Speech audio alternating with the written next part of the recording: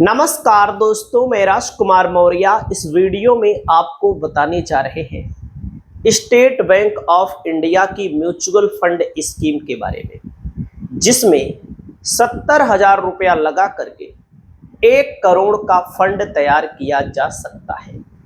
इस वीडियो को आप लोग पूरा देखिए। यह स्कीम कैसे काम करती है, कितना फायदा है, कितना घाटा है, सारी चीजें ईमानदारी के साथ आपको बताने जा रहे हैं।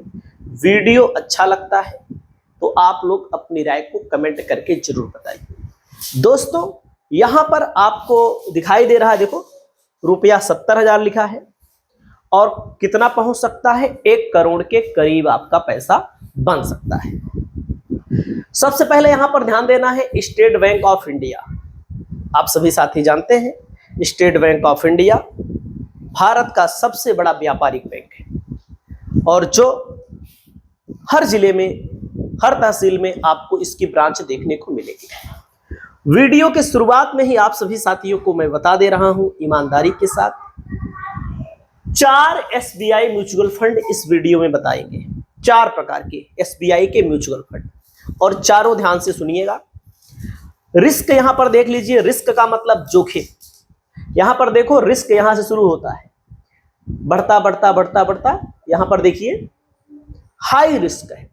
हाई रिस्क का मतलब ज्यादा जोखिम है। आप सभी साथी यह भी जानते हैं भाई, जहां जोखिम है वहीं पर फायदा है। सही है कि नहीं? रिस्क तो है, इसमें कोई दो राय नहीं। जाहिर सी बात है, 70,000 रुपया लगा करके, 1 लाख लगा करके करोड़ों रुपए का फंड कैसे तैयार किया जा सकता है, कितना समय लगेगा, ये बहुत बड़ा प्रश्न है जो कि इस वीडियो में आपको मिलने वाला है। दोस्तों, रिटर्न मतलब होता है जो पैसा लगाया जाएगा उस पर जो लाभ मिलता है उसको बोला जाता है रिटर्न। मतलब जो बढ़ता है पैसा उसको बोला जाता है return. After long term capital gain, long term capital gain का मतलब होता है दोस्तों 3 साल से ज्यादा को बोला जाता है लॉन्ग टर्म। वैसे आमतौर पर इसको शेयर मार्केट में 1 साल से ज्यादा को ही लॉन्ग टर्म बोला जाता है, दीर्घकालीन बोला जाता है। लेकिन यहां आप मानिए 3 साल से ज्यादा, मतलब अगर आपने पैसा कहीं लगाया, अगर वो पैसा इन्वेस्ट आपने किया तो 3 साल से ज्यादा समय बीतेगा तो उसको लॉन्ग टर्म बोलेंगे। ध्यान दीजिएगा, लॉन्ग टर्म का मतलब होता है दीर्घकालीन, और दीर्घकालीन पर लॉन्ग टर्म कैपिटल टैक्स लगता है। ध्यान दीजिएगा, यहां पर मनी इन्वेस्टमेंट करना है और यहां पर दोस्तों फायदा आपको इन्वेस्टमेंट में मिलेगा। इस वीडियो को बनाने का उद्देश्य मेरा है इंफॉर्मेशन देना, एजुकेशन पर्पस के लिए। हम इन्वेस्टमेंट करने की सलाह नहीं देते हैं, क्योंकि जाहिर सी बात शुरुआत में मैंने बता दिया भाई, रिस्क है, घाटा हो सकता है। अगर घाटा हो सकता है तो आप हमारे ऊपर प्रेशर या हमारे को दोष देंगे। तो दोस्तों, 2 प्रकार के यहाँ पर म्यूचुअल फंड होते हैं। एक होता है एसआईपी, जो कि थोड़ी थोड़ी रकम 1,500 से यहाँ पर इन्वेस्टमेंट की जाती है। वहीं पर होता है लमसम। लमसम मतलब होता है एक टाइम, एक बार। यहां पर जो 70,000 रुपया लगाना है, केवल एक बार लगाना है, बार बार नहीं लगाना है। इसको ध्यान दीजिएगा। अब यहां पर जब सबसे पहले आपको बताने जा रहे हैं SBI health care opportunities fund, मतलब स्टेट बैंक जो म्यूचुअल फंड के अंतर्गत यहां पर हेल्थ केयर अपॉर्चुनिटी फंड में इन्वेस्टमेंट कराया जाता है, जिसे आम जनता से जो पैसा लिया जाता है, जो आम जनता से इन्वेस्टमेंट कराया जाता है, तो स्टेट बैंक ऑफ इंडिया उसको कहां लगाती है? उसको लगाती है हेल्थ केयर सेक्टर में, जैसे हॉस्पिटल में, दवाओं की कंपनियों में, और दवाओं की कंपनियों के अलावा जो हॉस्पिटल में मरीज के लिए इक्विपमेंट यूज किए जाते हैं, ऐसी कंपनियों में पैसा लगाया जाता है। मतलब हमारे आपसे जो पैसा लिया जाएगा वो पैसा कहां लगाया जाएगा? मतलब कि हेल्थ सेक्टर में लगाया जाएगा।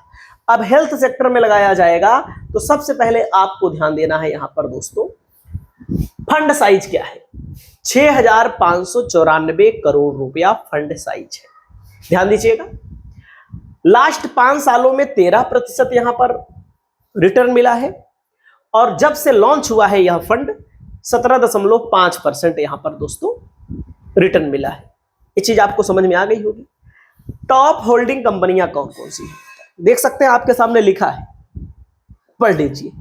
यहाँ पर देखो अपोलो हॉस्पिटल भी है, सन फार्मा भी है, यहाँ पर मैक्स भी है दोस्तों।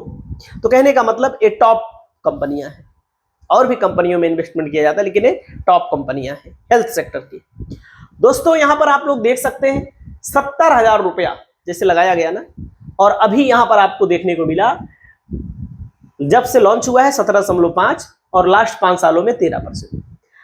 अगर जब से लॉन्च हुआ है तब से अगर आप देखेंगे तो भाई 17.5% वहां बताया, और मान लीजिए 17.5% ही रिटर्न मिले, क्योंकि रिटर्न घटता बढ़ता है, इसी को बोलते हैं रिस्क दोस्तों, घटता बढ़ता है। अगर 70,000 लगा करके 10 साल के लिए छोड़ दिया गया तो पैसा बनेगा 3,51,137 रुपया। 70,000 कितना बन जाएगा? 3,51,137। और 70,000 उस तरह से आप एफडी कर देंगे किसी बैंक में, यही एसबीआई में भी हो सकता है दुगना हो जाए, इससे ज्यादा नहीं होगा। अगर 20 सालों तक छोड़ दिया जाता है तो 17,61,389 रुपया बन सकता है। अगर दोस्तों 25 सालों तक छोड़ दिया जाए पैसा लगा करके 39,44,979 रुपया बन सकता है। लॉन्ग टर्म में ही होता है, मतलब कि 3 साल से ज्यादा को लॉन्ग टर्म बोला जाता है यहां पर। लेकिन 10 साल, 20 साल, 25 साल, 30 साल, अब आप सोचेंगे भैया आपने तो शुरुआत में करोड़ों का फंड बताया। बिल्कुल करोड़ों का फंड मैंने बताया। अगर 35 साल कर देंगे तो पैसा आपका और बढ़ जाएगा, 30 साल कर देंगे तो पैसा आपका और बढ़ जाएगा, या फिर 70,000 को अगर आप 80,000, 90,000, 1 लाख तक ले जाते हैं तब पैसा समय कम लगेगा, पैसा ज्यादा बन जाएगा। हमारी बात समझ में आई? मतलब समय आपको देना पड़ेगा, यहां पर समय ज्यादा लगता है, इसको ध्यान देना है।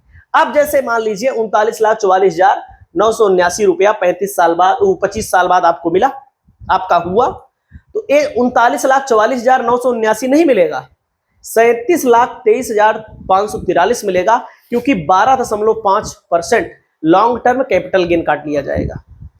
लॉन्ग टर्म कैपिटल गेन मतलब टैक्स आपका काट लिया जाएगा।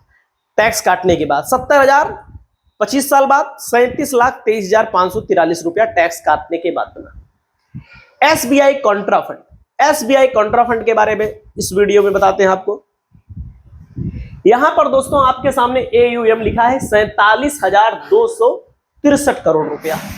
5 सालों में 19.24% यहां पर रिटर्न मिला है, और जब से मतलब कि यह स्कीम बनाई गई है तब से 15.60% यहां पर बना है।